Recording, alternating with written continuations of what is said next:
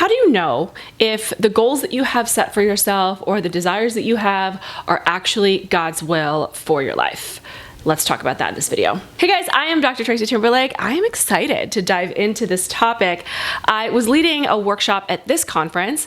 We were talking about the science of faith, like actually taking a look at the scientific elements of what makes faith, like what is it? We were taking a look at the Bible, we were taking a look at spirituality, we were taking a look at what exists in the world and trying to reconcile things that we were discovering, learning how we were operating with God's actual word, like the truth inside of the Bible. One of the things I had the participants do is write down some goals that they had set for themselves over the next 365 days. And then we dialogued about it. Somebody asked a question. She said, how do I know, like I can write all this down, but how do I know whether or not this is God's will? Now, before I dive into a version of my answer from that weekend, I want to say this is not a comprehensive video. Like, how to know God's will does not exist inside of this video alone. There are many different ways: community, mentorship, guidance, counsel, prayer, fasting, all of those things are still in play. But there's one part that I want to talk about specifically, and that is alignment. The clients that I typically have are people who feel very called and very led in a particular direction.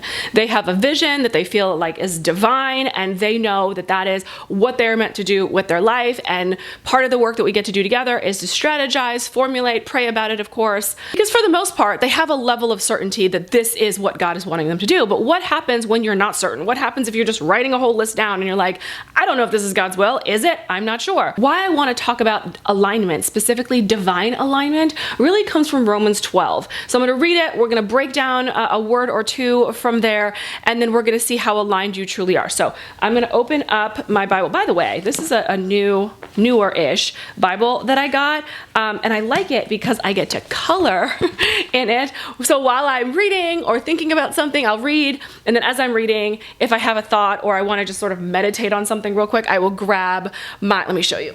Ooh. I will grab my markers, and then I will just get to coloring. Ooh. Hello. So let's open up to Romans 12. It's a pretty common passage. You've probably heard it before, but let's dive into it anyway. And this is the NIV version, FYI, in case you're curious. So this is Romans 12, verse 2.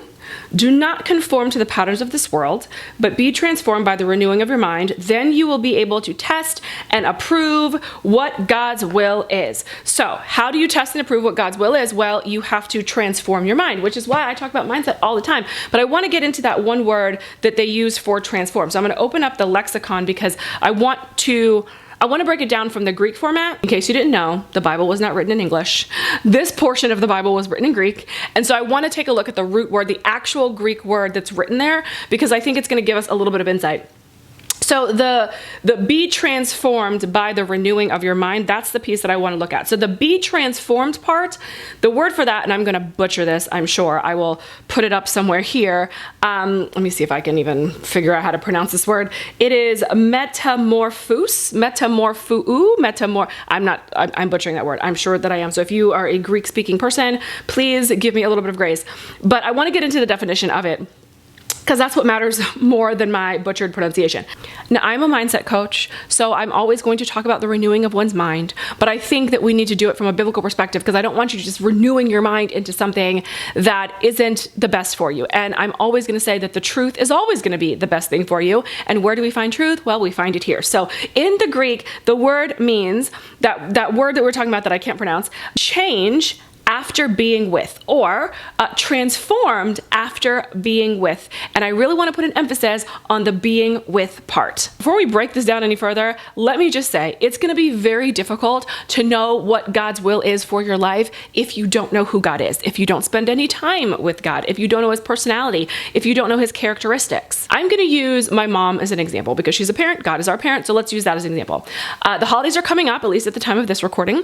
So let's say I am Christmas shopping for my mother. Now, generally speaking, because she is my parent, I I know the things that she likes. I know the things that she doesn't like. I know what she's going to say about certain things because we have a relationship. I have gotten to know her over the course of my entire life. I do want to acknowledge this is an overly simplified explanation or example, but it still stands. Like, I know what she's going to say about a particular thing because I know who she is. I've spent time with her. I know her likes and dislikes. It's easier when you actually have a relationship with someone versus when you don't. And a lot of people really struggle with knowing whether or not something is God's will for their life because they don't feel close enough that they would know God's heart. They don't feel close enough that they can trust God's guidance, and they don't feel close enough that they have that sort of connection, that alignment with the person. Practically speaking, the best way to know whether or not something is God's will for your life is to actually know who God is in your life. So how do we do that? And this is where all those, classic, traditional spiritual disciplines will come into play. It's the prayer, it's the fasting, it's the being in community, seeking wise counsel, all of those things. But more importantly, it's just reading, like just picking up the book, reading the stories that are in here, because through the stories, we see a lot of who God is. We see how God's hand moves. We see how God's mind thinks. We see how God's heart feels in certain situations. So I would definitely say start with this. And that seems so simple and so juvenile and so elementary. Reading is in fact fundamental, and it teaches us a great deal. But there's also other disciplines like prayer. And I want to say something about prayer because I think a lot of the times we move into the spaces of prayer like we are trying to have this meeting.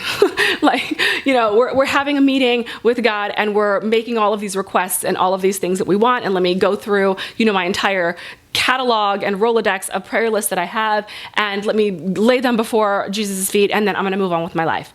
And while yes, that is one way of doing prayer, I think we can also recognize that prayer is not only for that. Like, prayer should also feel like a conversation coming back and forth. There are times where you will make the request, and then there are times where you're probably just going to sit and listen because God may have something to share with you during those quiet times. I feel like I'm speaking Christianese, and I don't want to. I want to just break down the understanding of knowing that God is actually closer than you think, and He's available to have these conversations with you.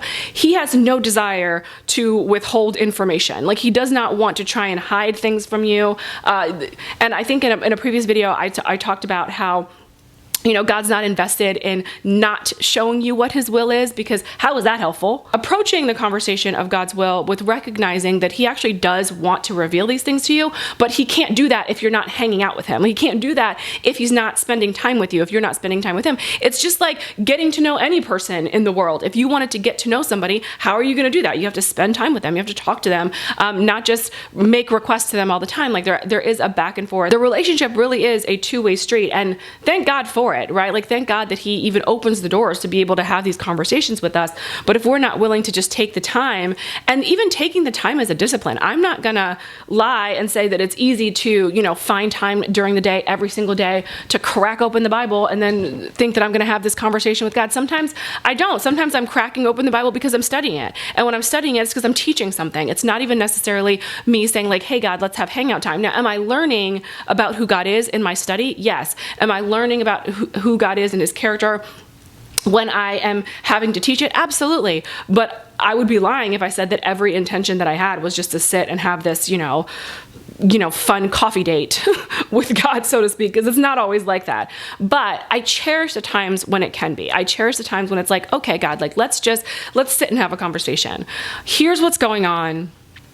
Here's what's happening. Show me if I'm right. Show me if I'm wrong. Show me something else if that's the case. I am going to listen. I'm going to be silent before you, and we're going to hash this out. And sometimes that's what the conversation looks like. It's meant to be a relationship. It's not meant to be this religious, liturgical, litigious kind of situation. I feel like that was a really long tangent on just having the conversation that in order to transform your mind, in order to renew who you are, you have to be with God so that you can be in alignment with Him, because in the alignment of being with Him, that is how you sort of know what God's will is. Now, I want to jump into a more advanced level of this conversation really quick, because when the alignment is there, when your vertical relationship with the divine is solid, when you actually have a relationship with God, knowing what God's will is actually very easy, because having that relationship means that you are tuned into the mind of God. And the Bible also tells us that we have the mind of Christ. And being in tune with God means means that you are thinking like him. So if you're having these thoughts about goals that you have, about things that you desire to experience, why would those not be God's will when you are very much in alignment and have this heart's desire to be in tune with what God wants for you? And this is what I said at the workshop. Why would the things that you want not be God's will? I think we can agree that most of us want good things in our life, right? Like most of us want things that help further our purpose on this planet, that expand our relationships, that allow us to experience abundance and prosperity, that allow us to feel more purposeful. Most of us want those things. Those are all good things. And we know that every good and perfect gift comes from above. So why would God not want you to experience that? Like, why would it not be God's will for you to experience all of that goodness? This is where the conversation of theology comes in, because what is your theology about good things? See, sometimes we like to just pay lip service to the fact that God wants to give us an abundant life and God wants to have us prosper, but then when we actually go to pursue those things, oh, that's wrong. Like, we cannot pursue prosperity, because pursuing prosperity means that you are not in the right place, or wanting abundance means that you are thinking about the wrong things, and that's a lie. I personally find it very interesting that people who say that they believe in the God of this book get so offended when you talk about all of these expansive things that God would want you to experience on this side of eternity. And that's why I'm saying it's a conversation of theology. Sometimes you have been taught a certain way. There are many tabloid theologians where you have learned certain traditions, or you've learned certain mindset beliefs or certain limiting beliefs that put you in a place where you can't actually truly experience the fullness of what God has for you, because your mind doesn't allow for you to expand in that way. And I want to help free you from that, because the God that I believe in actually wants you to have the biggest and the best life possible, because that is a reflection of him. You are a reflection of him. You are created in God's image. You are created to do great things on this planet. You can't really do that when you have a lot of limiting beliefs about yourself, can you? So let's try and put a bow on this conversation, because I feel like I've gone on like 1,000 different tangents, but hopefully it helps you to understand how my mind works. If you want to know what God's will is in your life, right? The best way to do that is to have a relationship with him and to get to know his heart. To know his heart, to know his character, to know who he is, to know how he operates. And that it can sometimes be very different for a lot of people, meaning that the way that you experience God might be in music, where somebody else might experience God in reading, and somebody else might experience God in healing. Like, there are different ways and different seasons of life of how we can experience God. So I'm not saying one way is better than the other. I'm saying get to know your own personal relationship with God. Like, how does your personal relationship with God works? It's the same way where, if there's a parent, like my mom, for example, has different relationships with all of her kids.